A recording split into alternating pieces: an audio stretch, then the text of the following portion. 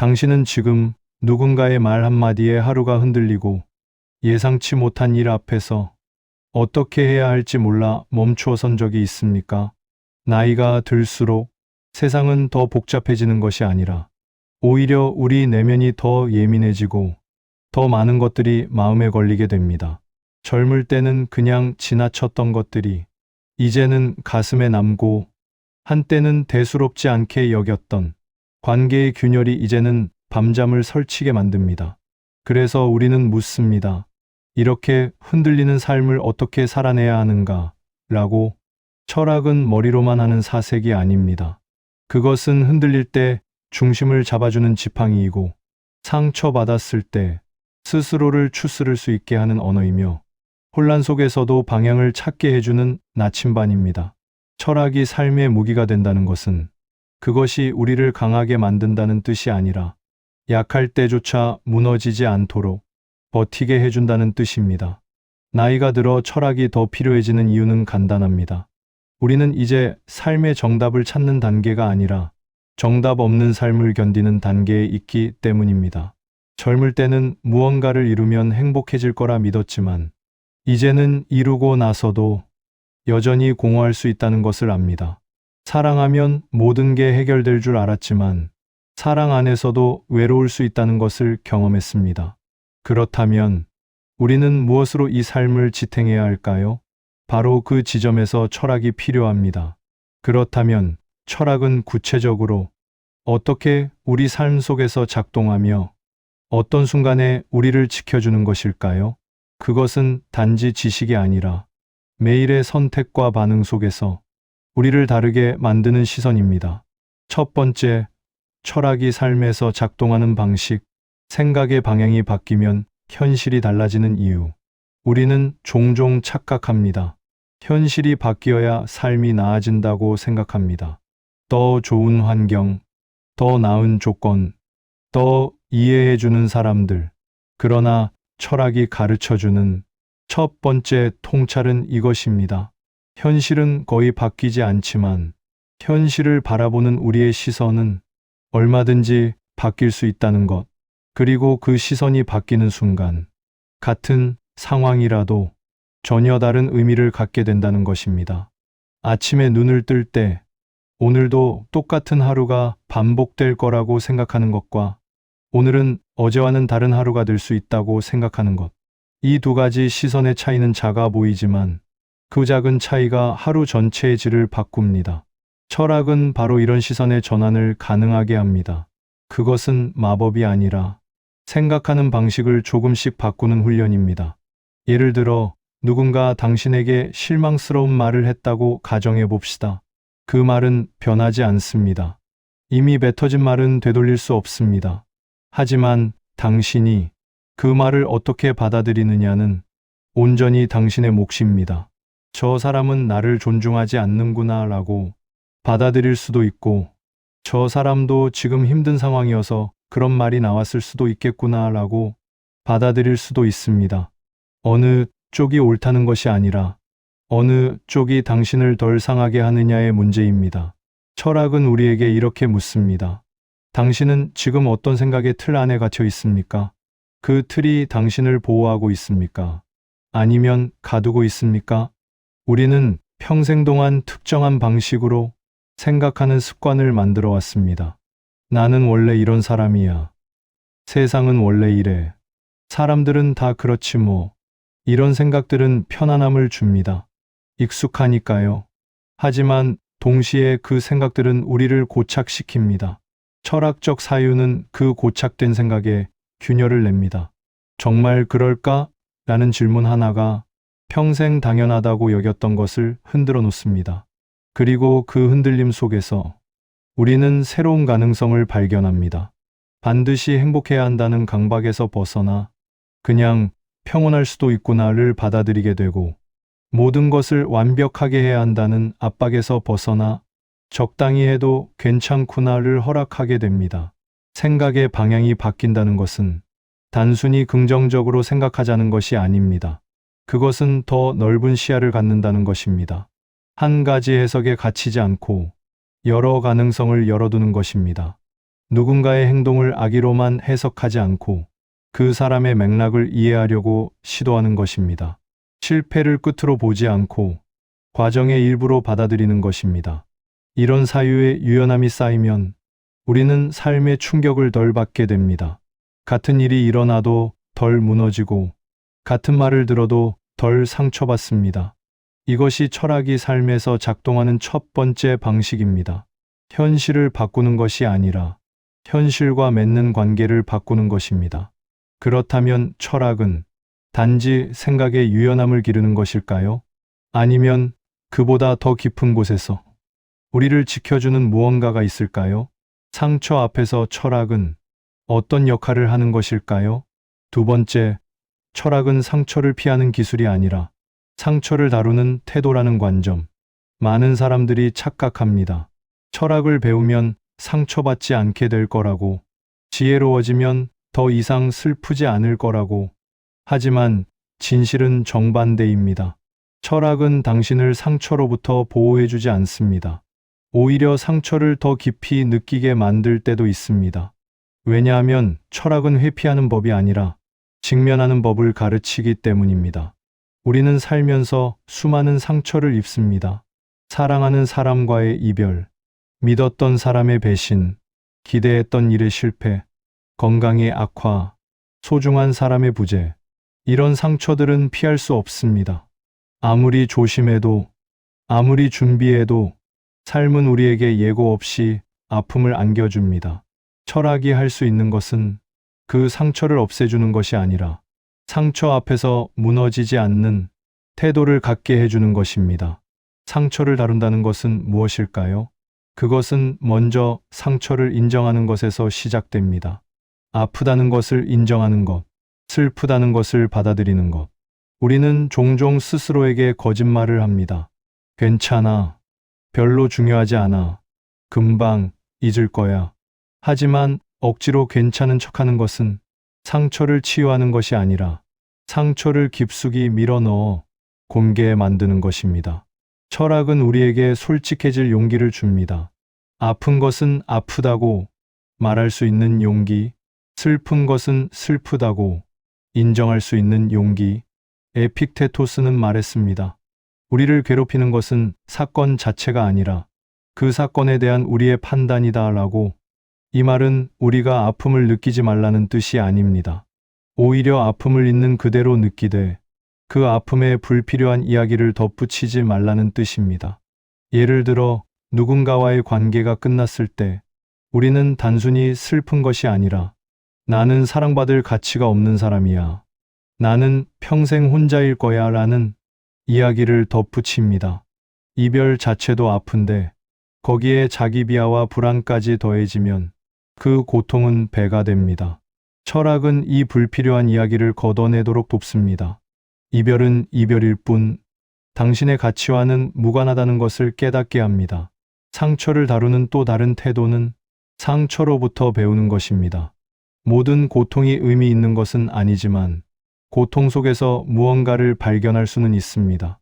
상실을 통해 무엇이 정말 소중한지 알게 되고 배신을 통해 누구를 신뢰해야 하는지 배우며 실패를 통해 자신의 한계와 가능성을 동시에 발견합니다.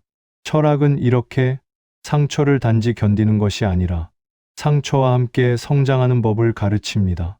그리고 무엇보다 중요한 것은 철학은 상처가 영원하지 않다는 것을 알게 해줍니다. 지금 이 순간의 고통이 평생 갈 것 같지만 시간은 흐르고 우리는 변하며 아픔도 변합니다. 상처는 사라지지 않을 수 있지만 그 상처가 우리를 지배하지는 않게 됩니다. 흉터로 남되 더 이상 피를 흘리지 않는 상태가 됩니다. 철학적 태도를 가진 사람은 상처 앞에서 이렇게 말합니다. 아프다. 그리고 그것은 자연스러운 일이다. 하지만 이 아픔이 나의 전부는 아니다. 나는 이 아픔을 느끼면서도 여전히 살아갈 수 있다. 이것이 철학이 주는 두 번째 무기입니다. 회피가 아닌 직면, 부정이 아닌 수용, 그리고 그 속에서도 계속 나아가는 힘. 그렇다면 우리는 평생 품어온 질문들 앞에서는 어떻게 서야 할까요? 왜 사는가라는 거대한 질문 앞에서 철학은 무엇을 말해줄 수 있을까요? 세 번째, 우리가 평생 끌어안고 온 질문들을 다시 바라보는 법. 왜 사는가에서 어떻게 살아야 덜 흔들리는가로 젊을 때 우리는 거대한 질문들을 던졌습니다. 인생의 의미는 무엇인가? 왜 사는가? 무엇을 위해 사는가? 그리고 그 질문에 대한 답을 찾으면 모든 것이 해결될 거라 믿었습니다. 하지만 나이가 들면서 우리는 깨닫습니다. 그 질문들에는 명확한 답이 없다는 것을. 아니, 어쩌면 답이 필요 없는 질문일 수도 있다는 것을. 철학은 질문을 바꾸라고 말합니다. 왜 사는가라는 질문은 너무 크고 추상적이어서 답을 찾아도 실제 삶에 큰 도움이 되지 않습니다. 대신 이렇게 물어보라고 합니다. 어떻게 살아야 덜 흔들리는가? 무엇이 나를 지탱하게 하는가? 어떤 순간에 나는 살아있음을 느끼는가? 이런 질문들은 거창하지 않지만 훨씬 더 실용적이고 구체적입니다. 우리가 평생 끌어안고 온 질문들을 다시 바라본다는 것은 그 질문들을 포기하는 것이 아니라 다르게 접근하는 것입니다. 행복이란 무엇인가 라고 묻는 대신 어떤 순간에 나는 평온함을 느끼는가 라고 묻는 것입니다. 성공이란 무엇인가 라고 묻는 대신 무엇을 했을 때 나는 보람을 느끼는가 라고 묻는 것입니다. 사랑이란 무엇인가 라고 묻는 대신 누구와 함께 있을 때 나는 온전한 나 자신이 되는가 라고 묻는 것입니다. 이렇게 질문이 바뀌면 답도 달라집니다. 추상적인 답이 아니라 내 삶 속에서 찾을 수 있는 구체적인 답들이 나타나기 시작합니다. 행복은 거창한 성취가 아니라 아침 햇살이 창문으로 들어올 때 느끼는 고요함일 수도 있습니다. 성공은 남들이 인정해주는 것이 아니라 오늘 하루를 후회 없이 살았다고 느끼는 순간일 수도 있습니다. 사랑은 드라마틱한 감정이 아니라 누군가 옆에 있어도 불편하지 않은 편안함일 수도 있습니다. 철학은 우리에게 완벽한 답을 주지 않습니다. 대신 더 나은 질문을 하도록 돕습니다. 그리고 더 나은 질문은 더 나은 삶으로 이어집니다. 왜냐하면 우리는 스스로에게 던지는 질문의 수준만큼 살아가기 때문입니다. 피상적인 질문을 던지면 피상적인 삶을 살게 되고 깊이 있는 질문을 던지면 깊이 있는 삶을 살게 됩니다. 평생 끌어안고 온 질문들을 다시 바라본다는 것은 또한 그 질문들이 변해도 괜찮다는 것을 받아들이는 것입니다. 20살 때 중요했던 것이 60살에는 중요하지 않을 수 있습니다. 젊을 때는 성취가 중요했지만 이제는 평온이 더 소중할 수 있습니다. 한때는 인정받는 것이 중요했지만 이제는 스스로를 인정하는 것이 더 중요할 수 있습니다. 철학은 이런 변화를 허락합니다. 아니, 오히려 변화를 권장합니다. 왜냐하면 변하지 않는 것은 죽은 것이고 살아있다는 것은 끊임없이 변한다는 뜻이기 때문입니다. 당신이 10년 전과 같은 질문을 던지고 있다면 그것은 당신이 성장하지 않았다는 뜻일 수 있습니다. 질문이 바뀌어야 합니다. 그리고 그 변화를 두려워하지 말아야 합니다. 왜 사는가라는 질문은 결국 답이 없는 질문입니다. 하지만 어떻게 살아야 덜 흔들리는가라는 질문에는 수많은 답이 있습니다. 규칙적인 일상을 유지하는 것, 의미 있는 관계를 돌보는 것, 스스로에게 솔직한 것, 자신을 너무 몰아붙이지 않는 것, 작은 기쁨을 알아차리는 것, 이 모든 것들이 답이 될 수 있습니다. 그렇다면 이런 철학적 태도는 구체적으로 어떤 순간에 우리를 지켜주는 것일까요? 판단과 감정과 관계 속에서 철학은 어떻게 무기가 되는 것일까요? 네 번째, 철학이 나를 지켜주는 순간들. 판단, 감정, 관계에서의 무기와 철학이 삶의 무기가 되는 순간은 추상적인 것이 아니라 매일의 구체적인 상황 속에 있습니다. 누군가와 갈등이 생겼을 때, 화가 치밀어 오를 때, 중요한 선택을 해야 할 때, 바로 그 순간들에서 철학은 작동합니다. 먼저 판단의 순간을 생각해 봅시다. 우리는 하루에도 수없이 많은 판단을 합니다. 이 사람은 좋은 사람이다, 나쁜 사람이다. 이 일은 옳다, 그르다. 이 선택은 맞다 틀리다. 그런데 대부분의 판단은 충분한 정보 없이 감정에 휘둘려 또는 과거의 경험에 기대어 이루어집니다. 철학적 태도는 이런 성급한 판단을 멈추게 합니다. 소크라테스는 나는 내가 모른다는 것을 안다고 말했습니다. 이 말의 진정한 의미는 겸손함이 아니라 자신의 무지를 인정하는 것이 더 나은 판단의 시작이라는 것입니다. 누군가의 행동을 보고 즉각 판단하기 전에 나는 저 사람의 상황을 정말로 알고 있는가? 내 판단은 편견에서 비롯된 것은 아닌가? 라고 스스로에게 묻는 것. 이 한 번의 질문이 관계를 구하기도 하고 후회할 말을 삼키게도 합니다. 판단을 유보한다는 것은 우유부단함이 아닙니다. 오히려 더 신중하고 성숙한 태도입니다. 모든 것을 흑백으로 나누지 않고 회색 지대를 인정하는 것. 한 사람을 전적으로 좋은 사람이나 나쁜 사람으로 규정하지 않고 복잡한 존재로 받아들이는 것. 이런 태도는 타인에 대한 관대함을 낳고 동시에 스스로에 대한 관대함도 가능하게 합니다. 다음으로 감정의 순간입니다. 우리는 감정에 압도당할 때가 많습니다. 분노가 치밀어 오를 때, 불안이 엄습할 때, 슬픔에 잠길 때, 우리는 그 감정이 전부인 것처럼 느낍니다. 하지만 철학은 우리에게 이렇게 말합니다. 당신은 지금 감정을 느끼고 있지만 당신은 그 감정 자체가 아니라고. 감정과 나를 분리하는 것. 이것이 스토아 철학의 핵심입니다. 나는 지금 화가 났다는 화라는 감정이 내 안에 있지만 나는 그 감정보다 더 크다는 것을 인정하는 말입니다. 이렇게 한 발짝 물러서면 감정에 휘둘리지 않고 감정을 관찰할 수 있게 됩니다. 그리고 관찰이 가능해지면 선택도 가능해집니다. 화를 표출할 것인가 참을 것인가, 불안에 굴복할 것인가 직면할 것인가, 슬픔에 잠겨 있을 것인가 천천히 일어날 것인가. 관계의 순간도 마찬가지입니다. 우리는 타인과의 관계에서 가장 많이 상처받고 가장 많이 기쁨을 느낍니다. 그런데 많은 관계의 문제는 기대에서 비롯됩니다. 상대방이 내 기대에 부응하지 않을 때 우리는 실망하고 화를 내고 관계를 포기합니다. 철학은 이런 기대를 내려놓으라고 말합니다.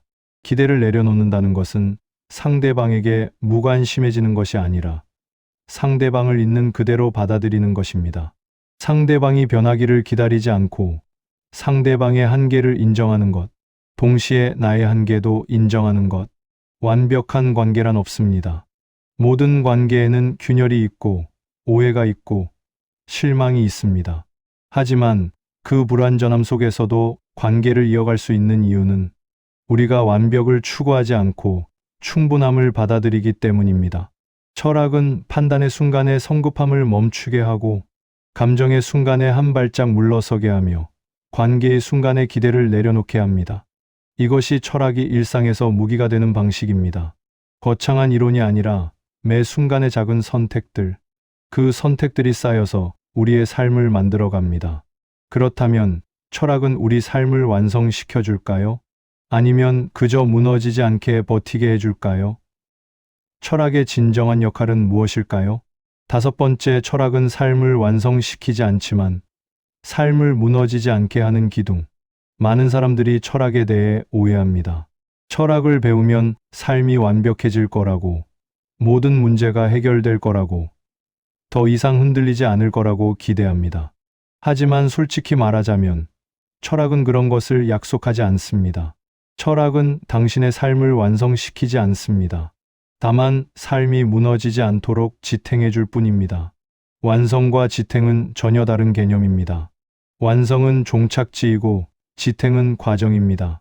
완성은 더 이상 나아갈 곳이 없다는 뜻이지만 지탱은 계속해서 나아갈 수 있다는 뜻입니다. 우리는 완성을 꿈꾸지만 삶은 결코 완성되지 않습니다. 그리고 그것이 오히려 다행입니다. 완성된 삶은 더 이상 성장할 여지가 없는 삶이니까요. 철학이 삶을 무너지지 않게 하는 기둥이라는 것은 무슨 뜻일까요? 집을 생각해 봅시다. 집을 지탱하는 것은 기둥입니다.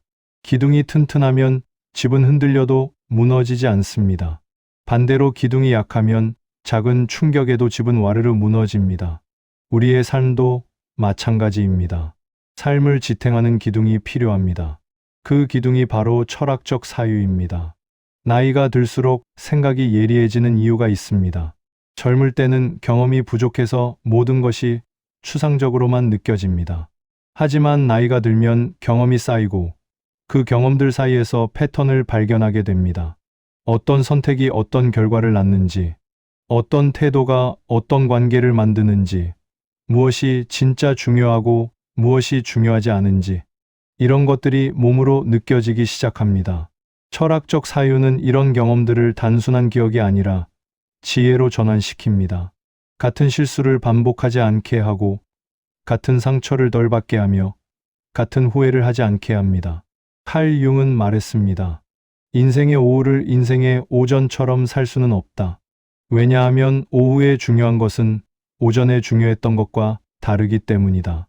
이 말은 나이가 들면서 우리의 가치관이 바뀌어야 한다는 뜻입니다. 젊을 때는 성취와 성공이 중요했지만 이제는 의미와 평온이 더 중요합니다. 한때는 많은 것을 갖는 것이 목표였지만 이제는 불필요한 것을 덜어내는 것이 목표입니다. 과거에는 남들의 시선이 신경 쓰였지만 이제는 나 자신의 목소리에 귀 기울이게 됩니다. 철학은 이런 전환을 자연스럽게 받아들이도록 돕습니다. 나이 듦을 결핍으로 보지 않고 성숙으로 보게 하며 늙음을 쇠퇴가 아니라 심화로 이해하게 합니다. 몸은 약해질 수 있지만 정신은 오히려 강해질 수 있습니다. 기억력은 떨어질 수 있지만 통찰력은 깊어질 수 있습니다. 속도는 느려질 수 있지만 방향은 더 명확해질 수 있습니다. 그리고 무엇보다 철학은 우리에게 죽음을 두려워하지 않도록 가르칩니다. 죽음은 피할 수 없는 현실입니다. 하지만 죽음을 어떻게 받아들이느냐는 우리의 선택입니다. 죽음을 끝으로 볼 수도 있고 완성으로 볼 수도 있습니다. 죽음을 두려운 것으로 볼 수도 있고 자연스러운 것으로 볼 수도 있습니다. 철학은 죽음을 삶의 적이 아니라 삶의 일부로 받아들이게 합니다. 그리고 그렇게 죽음을 받아들일 때 우리는 오히려 더 충만하게 살 수 있습니다. 왜냐하면 시간이 유한하다는 것을 알 때 우리는 매 순간을 더 소중히 여기게 되기 때문입니다. 철학은 완성을 약속하지 않지만 무너지지 않을 힘을 줍니다. 흔들려도 다시 일어설 수 있는 회복력을 줍니다. 상처받아도 계속 나아갈 수 있는 용기를 줍니다. 이것이 철학이 삶의 무기가 되는 이유입니다. 공격하는 무기가 아니라 방어하는 무기, 삶을 정복하는 도구가 아니라 삶을 견디는 지혜. 그렇다면 우리는 지금 이 순간 무엇을 할 수 있을까요? 철학을 품은 삶은 어떻게 시작되는 것일까요? 철학을 품은 삶이 단단해지는 이유는 철학이 우리를 강하게 만들어서가 아니라 약함을 받아들이게 해주기 때문입니다. 우리는 모두 약합니다. 쉽게 흔들리고, 쉽게 상처받고, 쉽게 무너집니다. 하지만 철학은 그 약함이 부끄러운 것이 아니라 인간적인 것임을 일깨워 줍니다. 약하기 때문에 연민할 수 있고, 흔들리기 때문에 균형을 배우며, 상처받기 때문에 타인의 아픔을 이해할 수 있습니다. 지금 당장 적용할 수 있는 작은 태도의 변화가 있습니다. 그것은 바로 자신에게 던지는 질문을 바꾸는 것입니다. 나는 왜 이렇게 부족한가? 대신 나는 지금 무엇을 배우고 있는가? 라고 묻는 것. 왜 이런 일이 내게 일어났는가? 대신 이 일을 통해 나는 무엇을 발견할 수 있는가? 라고 묻는 것. 언제쯤 행복해질 수 있을까? 대신 지금 이 순간에도 괜찮은 것은 무엇인가? 라고 묻는 것. 질문이 바뀌면 답이 바뀌고, 답이 바뀌면 태도가 바뀌며, 태도가 바뀌면 삶이 바뀝니다. 극적인 변화가 아니라 조용하고 점진적인 변화. 하지만 그 작은 변화들이 모여서 결국 우리를 다른 사람으로 만듭니다. 철학을 품은 삶은 화려하지 않습니다. 성공을 보장하지도 않고 고통을 없애주지도 않습니다. 하지만 그 삶은 단단합니다. 바람에 흔들려도 뿌리가 깊어서 쉽게 넘어지지 않는 나무처럼, 비가 와도 기초가 튼튼해서 무너지지 않는 집처럼 철학을 품은 삶은 외부의 충격에도 중심을 잃지 않습니다. 삶 속에서 철학이 무기가 되는 순간은 조용합니다. 화가 치밀 때 한 번 더 숨을 쉬는 순간, 판단하기 전에 잠시 멈추는 순간, 상처받았을 때 그 상처를 인정하는 순간, 기대를 내려놓고 있는 그대로를 받아들이는 순간, 이런 작은 순간들이 모여서 우리의 하루를 만들고 그 하루들이 모여서 우리의 삶을 만듭니다. 당신은 이미 충분히 많은 것을 견뎌왔습니다. 충분히 흔들렸고 충분히 상처받았으며 충분히 일어섰습니다. 이제 필요한 것은 새로운 무언가를 더하는 것이 아니라 이미 가지고 있는 것을 다르게 보는 것입니다. 당신 안에는 이미 지혜가 있습니다. 다만 그것을 알아차리지 못했을 뿐입니다. 철학은 멀리 있지 않습니다. 책 속에만 있는 것도 아니고 학자들만의 것도 아닙니다. 철학은 당신이 아침에 눈을 뜰 때, 누군가와 대화할 때, 선택의 기로에 설 때, 바로 그 순간에 있습니다. 그리고 그 순간마다 당신은 선택할 수 있습니다. 습관대로 반응할 것인가, 아니면 한 번 더 생각하고 다르게 반응할 것인가. 삶은 완성되지 않습니다. 하지만 매일 조금씩 나아질 수는 있습니다. 철학을 품은 삶은 바로 그런 삶입니다. 완벽하지 않지만 계속 나아가는 삶, 흔들려도 다시 중심을 잡는 삶, 상처받아도 회복하는 삶, 그리고 그런 삶은 누구나 살 수 있습니다. 이 이야기가 당신의 마음에 작은 울림이라도 남겼다면 구독과 좋아요로 함께 해주시면 감사하겠습니다. 댓글로 당신의 생각을 나눠주신다면 다른 분들에게도 큰 의미가 될 것입니다. 우리는 각자의 삶을 살지만 때로는 함께 생각을 나누는 것만으로도 위로를 받습니다. 오늘도 흔들리지 않는 하루 되시길 바랍니다.